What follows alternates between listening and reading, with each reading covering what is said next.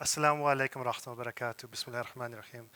I greet you not under the pretense of piety, but out of habit, because angel investing has made me a bit more pious.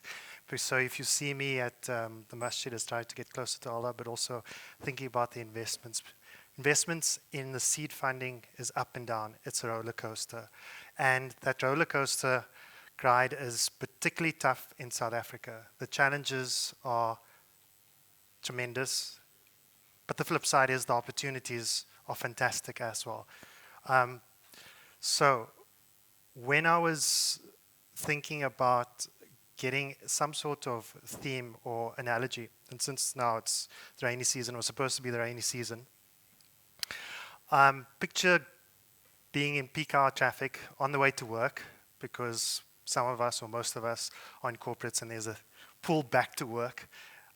In peak hour traffic, thunderstorm, trying to navigate the potholes, trying to figure out which homeless person to follow because the traffic lights are out. Is this guy or that guy? Listening to a podcast, on a Teams meeting, listening to Radio Islam, whatever it is, drinking your coffee. The challenges just to get to work is unparalleled when you think of first world countries. And the challenges for startups is also unequal when you think to first world countries. First world countries, like the likes of the US, you get money, they say make me money, 350 million, I think, next year in 2025. And it's easy to make money for investors. It's easy to succeed if you've got the drive. Not so in South Africa. In South Africa, you have to transverse, as I said, the external factors, electricity, the traffic lights that are out, or robots, infrastructure, the potholes. You have to, as a founder, make a plan, work through that. And I was in the unfortunate, or maybe fortunate position a couple of years ago when I tried to have a fund or start up a fund. My partner told me half an hour before we were supposed to do a pitch, dude, there's no electricity at home, unscheduled load shedding. I can't make the call. I'm going to go to a coffee shop. And he went to a coffee shop, made it in time, but the internet was patchy. So here you are trying to pitch for money it's a financial institution, and the internet is patchy. Your partner can't really speak, and he was supposed to lead the presentation. I had to jump in. Eventually, 15 minutes into it, and luckily the investor was South African, said, look, I understand. Why don't we take it up again? We'll start again. Now, in the South African context, this is nothing new to you. It shouldn't be anything new to you, but it shouldn't be a hurdle for South Africans. And that is a challenge. It's the external infrastructure challenges that we face all the time. From a capital point of view, and this chart here, it shows you the capital more for the VCs outside of seed funding. This is the end part.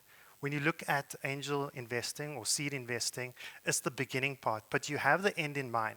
An astute angel investor will cap his or her investment at a certain point and hope that the big brother comes in. The big brother is your VCs internally or externally. Externally, what does this graph show? It shows that South Africa is actually lagging. It's $125 million. What is the difference between Nigeria, Egypt, Kenya, and South Africa? I can tell you the difference is population, but the difference between South Africa, Nigeria, and Egypt, they both have tight exchange controls. The Egyptian pound tanked, the Naira is tanking, the South African rand is depreciating against the US dollar, but at a steady rate. But the capital flow, when you put money into a business, or if you outside South Africa and putting money into South Africa, you want to get your money out.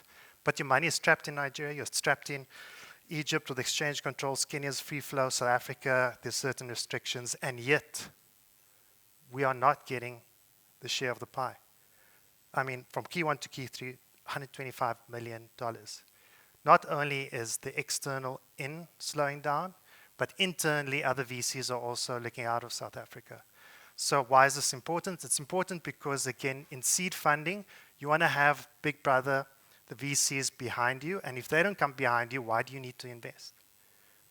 Why do you actually need to invest?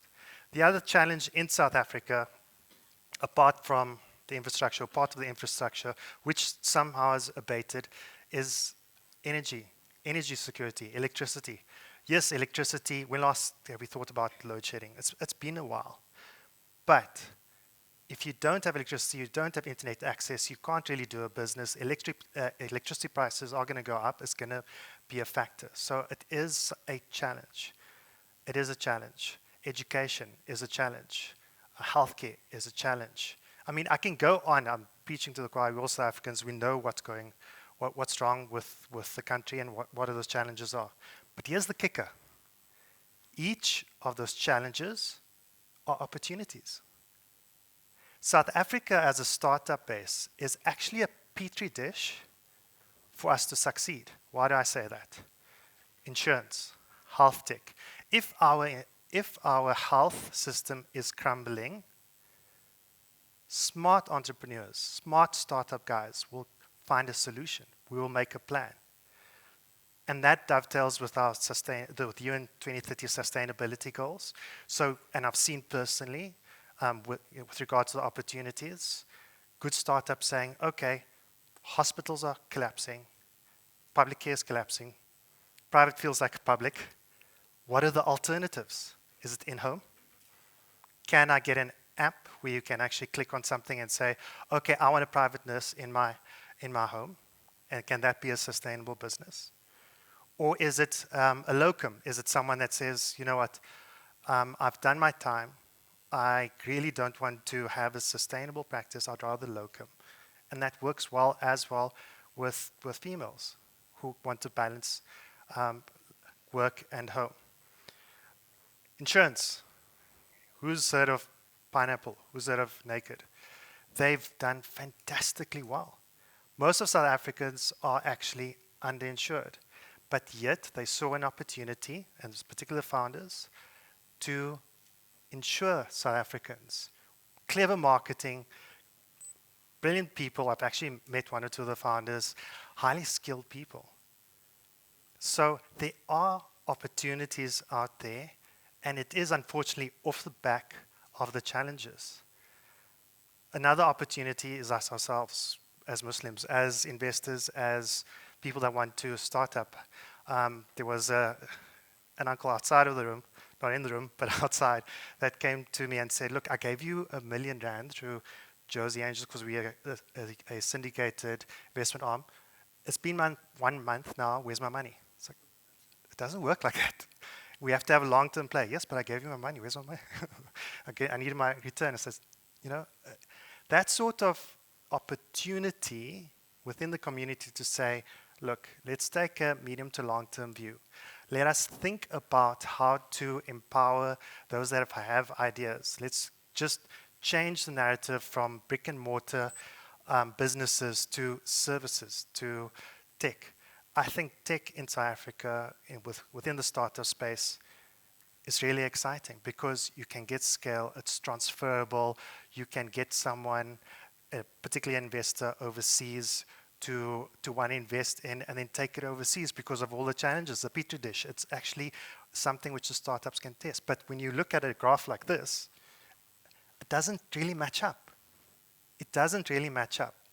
So how do we actually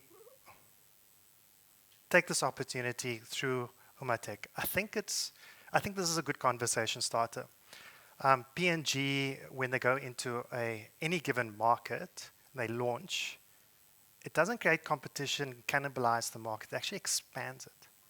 So if you, as an investor, want to invest, you want to give your time, as you as a startup, speak to people, if you go through, and I know some people will say, but I don't know how to do it, I don't know where to go, that's okay. There are people out there are funds, there are communities. I don't want to tout Josie Angels, but it is one form, the other angel groups, that will provide capital. But it will be, and maybe this is also a challenge, in a very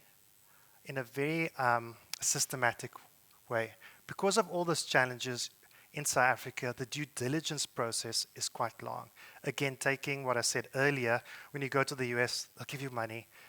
make me money. But because our disposable income, because our personal money that goes into the business is so stretched, and because we have to make sure that this will succeed, and many startups fail. Let's not go away from the fact. They fail and they fail and they crash and they burn.